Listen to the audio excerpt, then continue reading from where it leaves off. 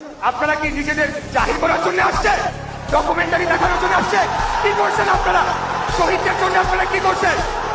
আপনারা শহীদ পরিবারদের জন্য কি করেছেন? Wake up to reality. ডকুমেন্টারিতে অনেক ভুল আছে। প্রথম ভুল আমি দেখেছি, সেখানে তো আবু সাইদের ছবিই নাই। আবু সাইদ এই বিপ্লবের প্রতিচ্ছবি, প্রতীক। তার ছবি না থাকলে এটা কোনো ডকুমেন্টারি হলো না। আমি আরো বেদনার্থ হয়েছি, অভিভূত হয়েছি। মা তার অন্ধ ছেলেকে নিয়ে এখানে দাঁড়িয়েছে।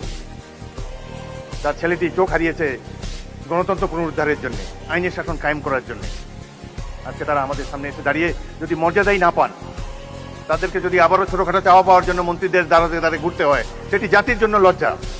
ইনশাল্লাহ জুলাইয়ের যে ইতিহাস, গৌরবের ইতিহাস, পৃথিবীতে অনেক রাষ্ট্র আছে, তাদের এরকম নাগরিক নাই যে উদ্ধত সঙ্গীনের সামনে দুহাত তুলি আবু সাইদের মতো দাঁড়াতে পারবে। কোন জাতি এত সাহসী? আমরা সেই জাতি, তাদেরকে নিয়ে আমরা গর্ববোধ করি। আবার বলে যে ডিসেম্বর মাসে আসেন, দেশে এসে পদার্পণ করবেন। আমরা অপেক্ষা করে আছি, আসেন দেশে। দেশে আছেন, দেখা হবে ইনশাল্লাহ রাজপথে। 27 বছর বয়সে মুক্তিযুদ্ধ করেছি, এখন 82 বছর বয়সে আরেকটা করবো বাংলাদেশের জন্য। বাংলাদেশে জনগণের শাসন, গণতন্ত্র চিরস্থায়ী করে যাব আমরা। রক্ত দিয়েছি এই দেশের জন্য, যুদ্ধে আহত হয়েছিলাম 1971 সালে। এই ধরনের বাংলাদেশ দেখার জন্য নয়।